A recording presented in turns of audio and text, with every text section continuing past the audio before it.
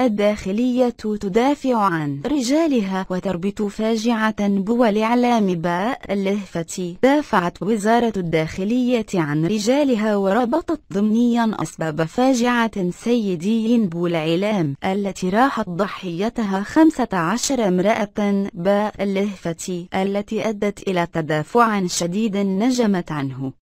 ضحايا.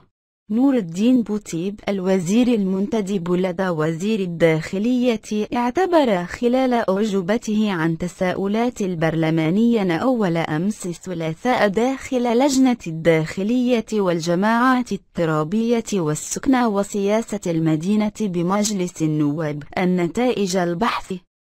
القضائي والبحث الإداري ستعلن قريبا، مؤكدا في هذا الصدد أن ما راج من تقصير السلطات المحلية في ضبط العملية وتأطيرها لا يصح، محتجا بكون الأخيرة وفرت عددا أكبر من عناصر القوات العمومية قارن تلف مع السنة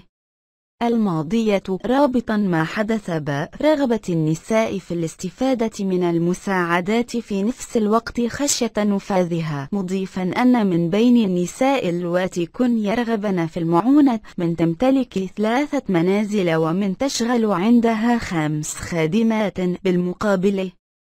كشف أن الحكومة ستعمل على إجراء تعديل مستعجل على المرسوم يتحدث عن الإحسان العمومي وجمع التبرعات، لكنه يغفل التطرق إلى كيفية توزيعها وشروط ذلك والطرائق الممكنة وفق ما تقتضيه الظروف، إذ